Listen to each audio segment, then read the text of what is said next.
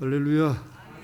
하나님의 은혜가 오늘 함께 예배하는 주의 모든 백성들 가운데 충만하게 되기를 주님의 이름으로 축복합니다.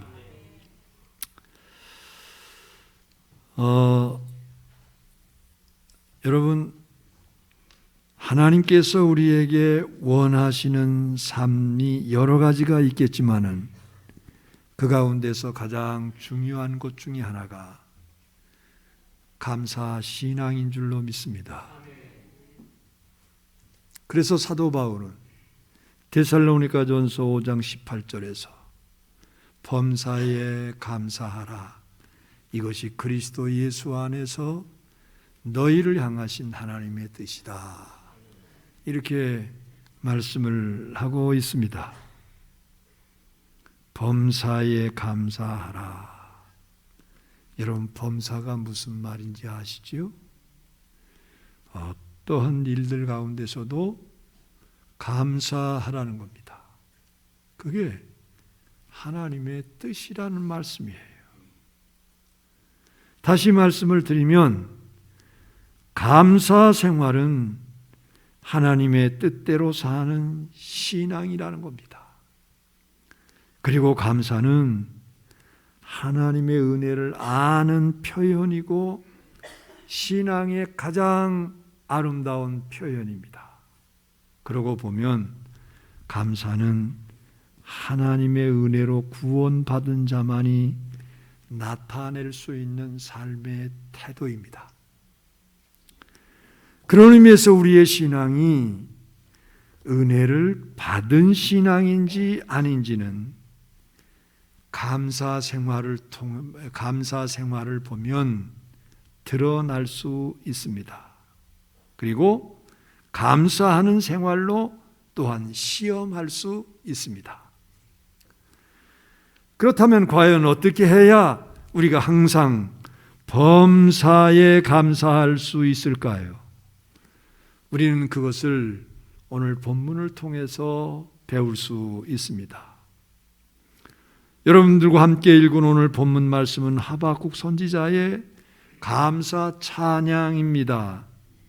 하지만 당시 하박국이 처한 현실은 외적인 조건으로 볼 때 전혀 감사할 수 없는, 감사할 이유가 되지 못한 그런 상황이었어요.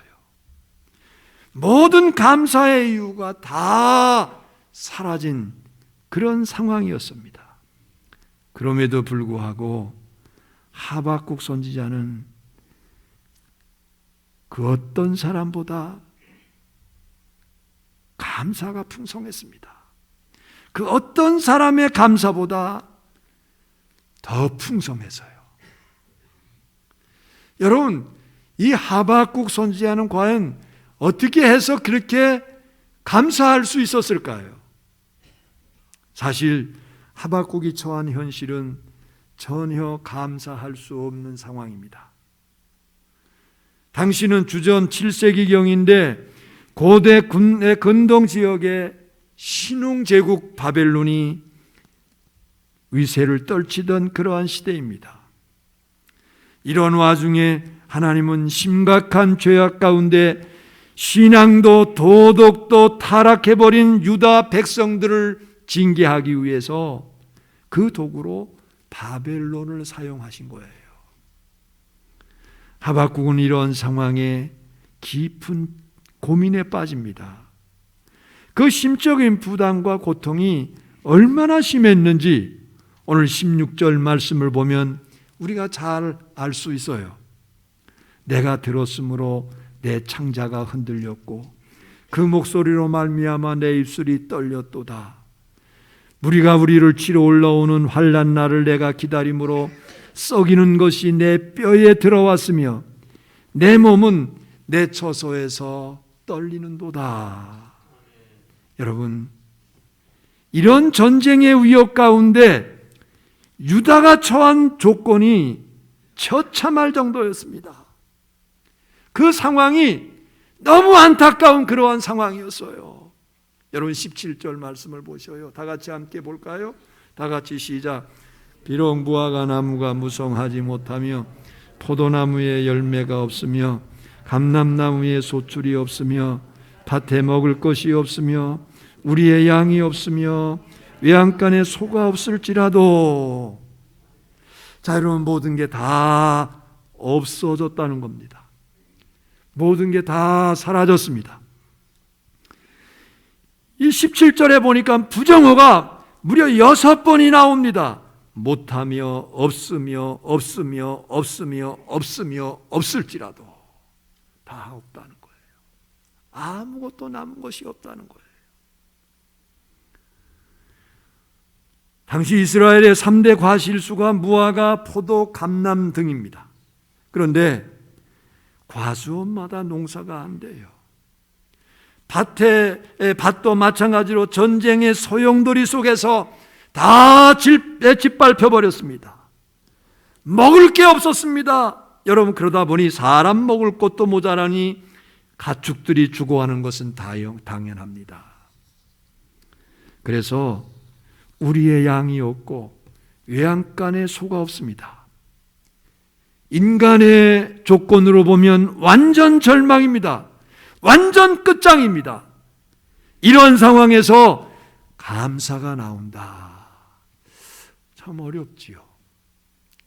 어쩌면 감사가 나오기보다 원망이고 불평이고 불안해하는 게 정상입니다. 그런데 이러한 모습은 오늘 우리에게도 있을 수가 있어요. 여러분, 건강하던 사람이 갑자기 어느 날 건강을 잃어버리죠. 부유하던 사람이 물질을 잃어버리죠. 권세와 지위가 있던 사람이 추락해버립니다. 저희 동생이 암 수술을 받았다고 했지요. 꽤 컸대요. 그래서 제가 그랬어요. 야, 너는 그것도 좀 느끼지 못하냐? 예? 그랬더니, 오빠, 내가 이런 게 올 줄을 누가 알았겠어요? 전혀 생각을 안 했다는 거예요. 예? 여러분, 전혀 생각지도 않았던 일들이 우리에게 옵니다. 여러분, 이러할 때 과연 감사의 이유를 찾을 수 있을까요? 그런데 하박국은 그런 심각한 위기 상황 속에서 감사할 수 있었습니다. 그게 곧 하박국의 신앙이에요. 아무것도 없는, 다 사라져버린, 이제는 내 인생이 끝장이다, 이렇게 생각할 그 상황에서도 하박국 선지자는 감사할 게 있다는 겁니다. 이게 바로 하박국의 신앙입니다. 여러분, 우리가 그 신앙을 배워야 되는 줄로 믿습니다. 하박국이 감사할 수 있었던 유일한 근거가 무엇일까요, 여러분? 하박국이 왜 감사한다고 했습니까? 감사할 수 있었던 근거를 뭐라고 말하고 있습니까? 나의 하나님 때문이라는 거예요. 하나님 때문에 감사한다. 오늘 16절과 17절 말씀에서 당시의 암담한 분위기를 말하면서 18절에서는 극적으로 반전이 돼요. 여러분, 16절, 17절에서는 유다가 처한 위기 상황을 기록하고 있지요. 전쟁으로 징계를 당할 것이다. 농사가 망가지고 모든 것이 잃게 될 것이다. 그리고 심지어 가축 등 모든 것이 사라질 것이다. 그런데 18절에서는 이렇게 말씀을 하고 있습니다. 나는 여호와로 말미암아 즐거워하며.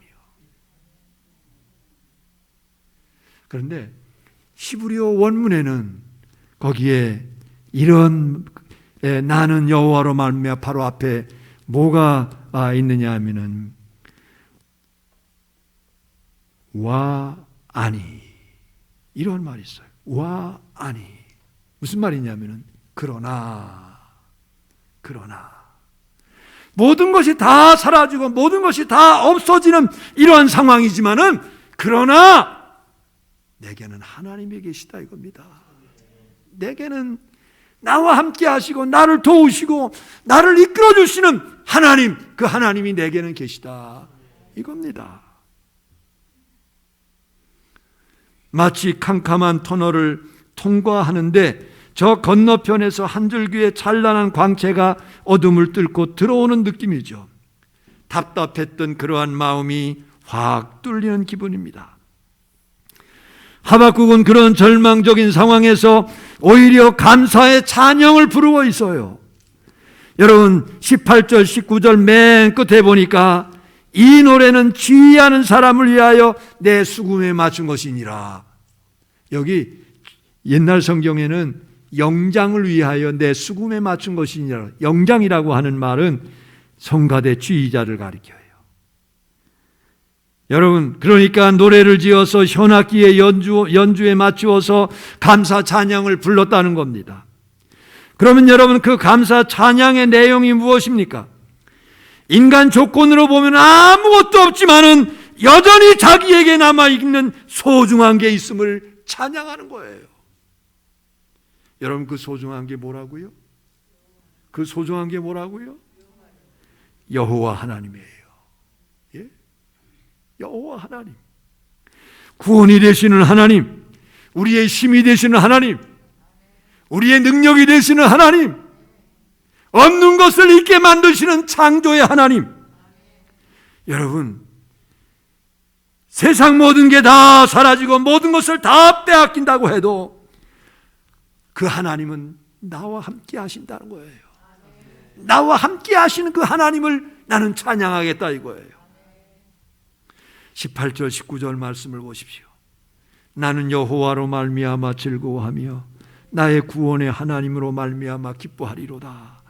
주 여호와는 나의 힘이시라.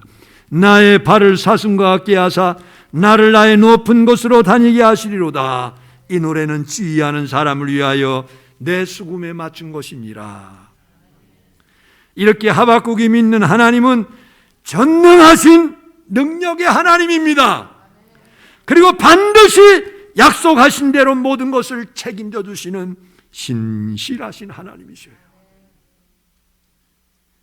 어제 신방을 갔어요. 정의자 권사님네. 아이고 멀리도 이사를 가가지고 속으로다가 제가 그때 공항동 그쪽으로 간다 그럴 때 아이고 뭐 그 말에 권사님이 뭐를 이렇게 멀리까지 가느냐, 그렇게 이제 불평을 사실 마음속에 조금 했었어요. 그냥 뭐 사정이 있으니까 그렇겠지 그랬는데, 가서 보니까 집을 구입해서 가신 거예요. 박수 좀 한번 쳐주세요. 요즘 집 구하기 얼마나 힘듭니까? 예? 그런데 아주 집이 야담한 게 아주 예뻐요. 그런데 제가 설교를 할 때 그런 말을 했어요. 처음 한 말에, 내가 권사님 내 신방 올 때마다 하나님께서 내가 선포하는 것을 이루어 주셨죠? 그러니까 그렇대. 뭐를 선포했는지 아셔요? 저쪽에 동숭동 꼭대기에, 아이고 나 올라가는데 힘들더라고. 거기 또 뭐 몇 층인가, 그런데 그냥 거길 또 거기 올라가는데 너무 힘들어. 그래서 예배 마치고 내가 선포를 했어요. 집사님, 다음에는 저 밑으로 내려가게 될 줄로 믿습니다. 아멘 하시더라고. 그 다음번에 신방하는데 정말 내려왔어. 야, 정말이에요.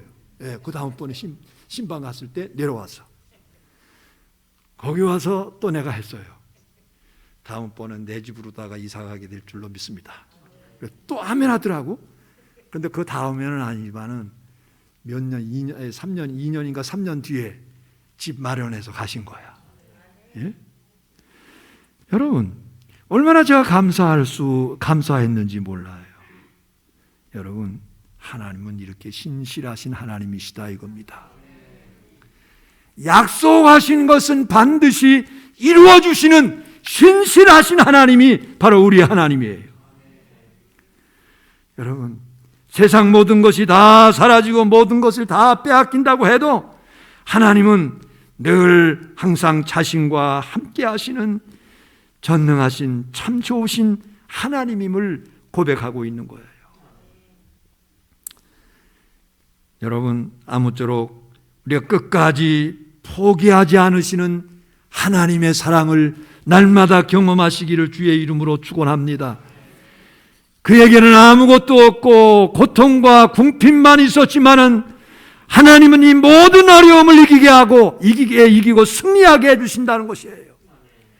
19절 말씀에서 말하는 사슴의 이미지는 날렵하고 활기찬 모습입니다.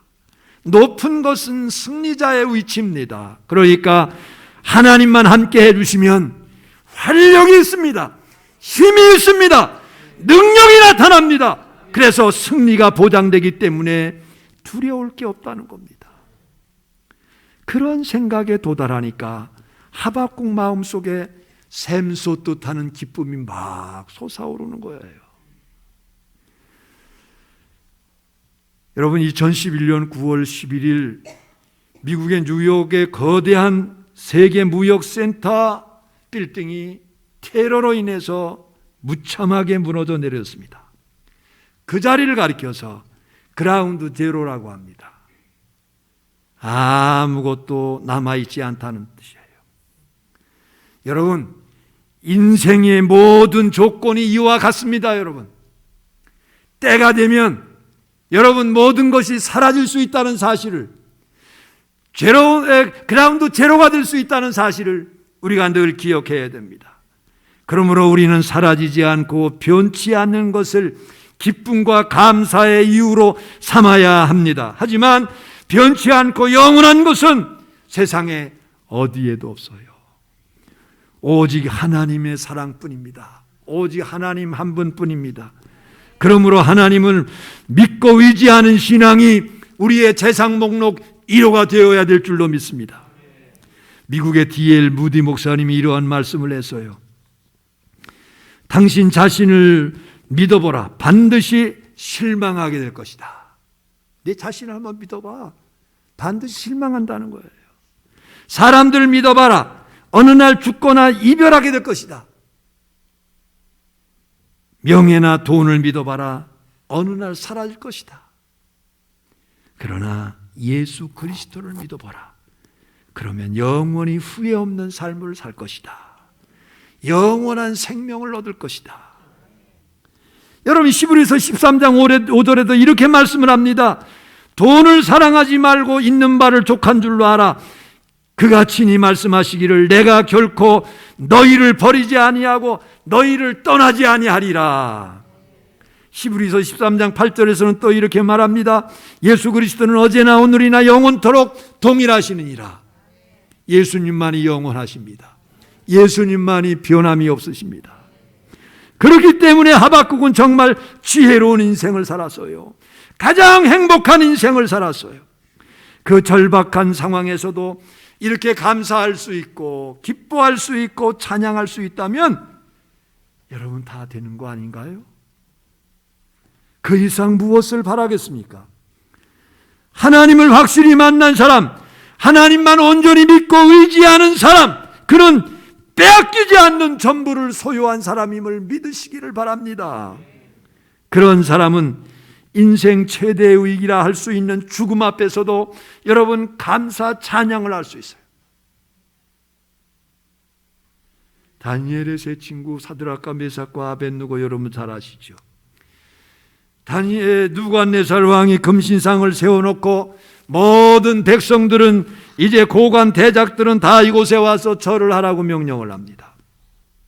그런데 그들은 끝까지 신앙의 정절을 지켰어요. 여러분, 성도는 신앙의 정절을 지켜야 바른 성도입니다. 왔다 갔다 이건 믿는 건지 안 믿는 건지, 이 신앙은 정말 우스운 신앙이에요. 신앙의 정절 바르게 할 수 있게 되기를 주님의 이름으로 축원합니다.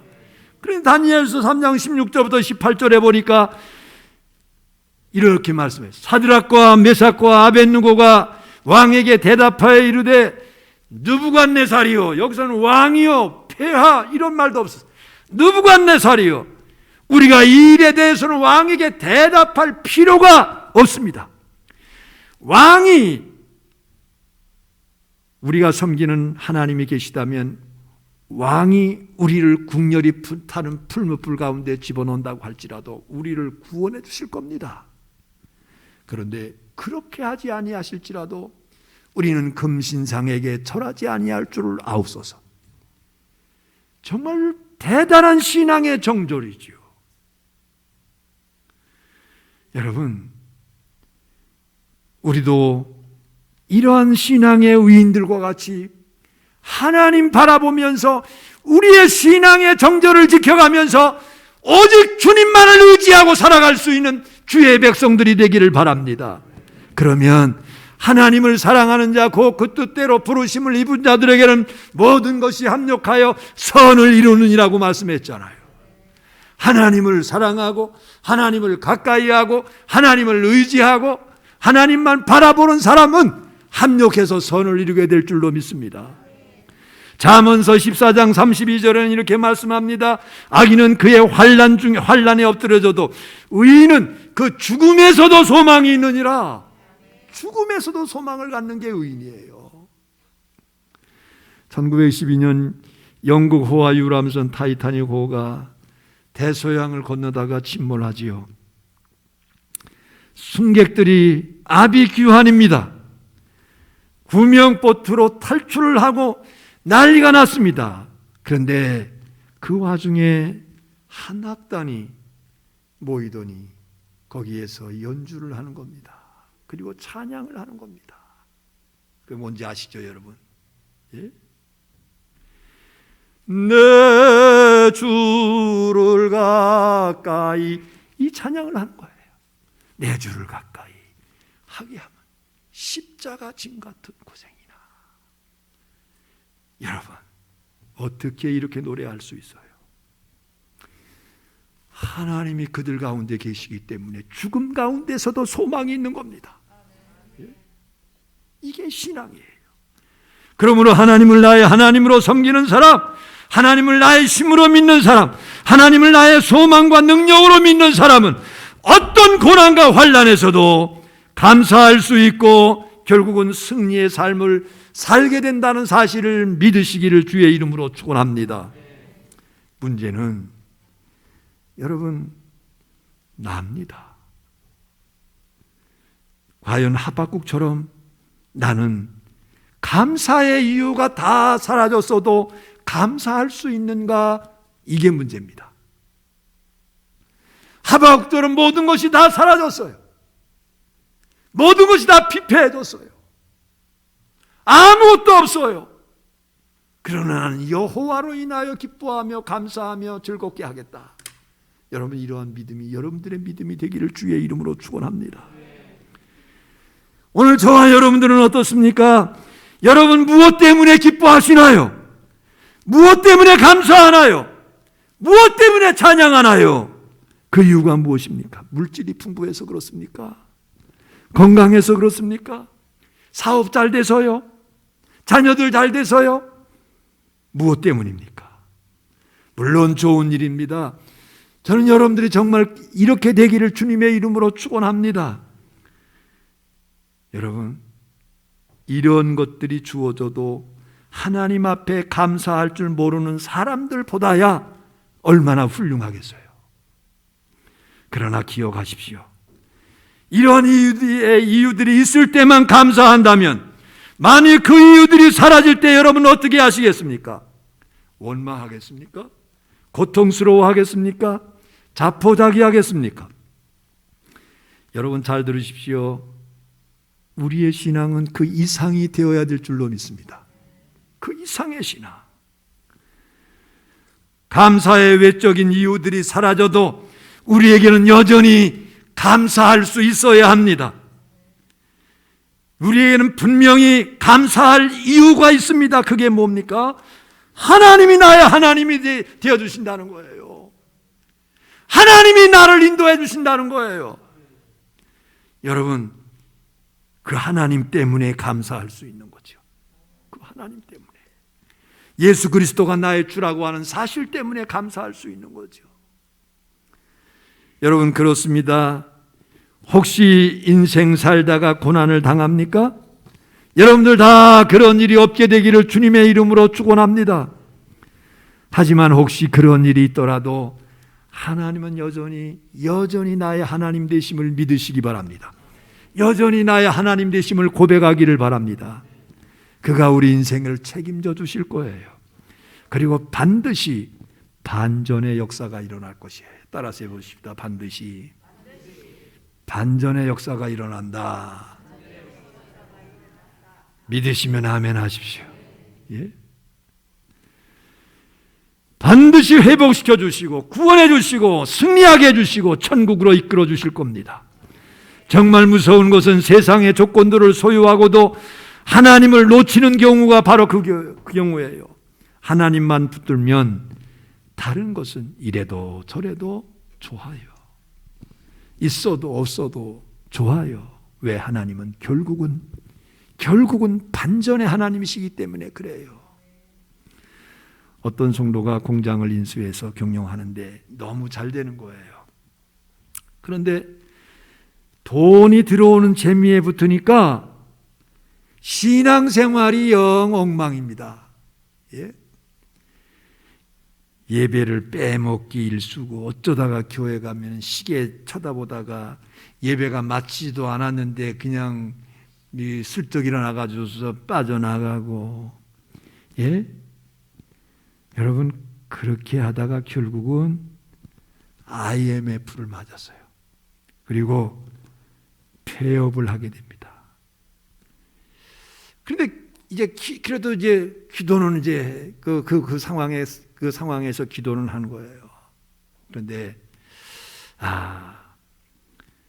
폐업을 하더라도 예배나 드리고 폐업을 하도록 해야 되겠다. 그래서 목사님한테 목사님 예배 드려 주십시오.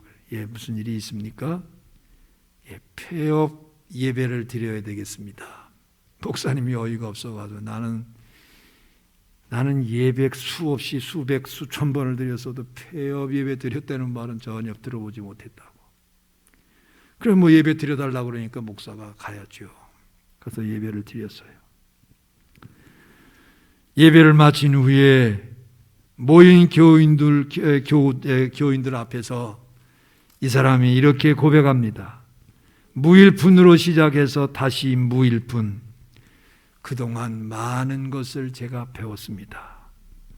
오늘 사업은 폐업이지만은 신앙은 새롭게 이제 개업하겠습니다.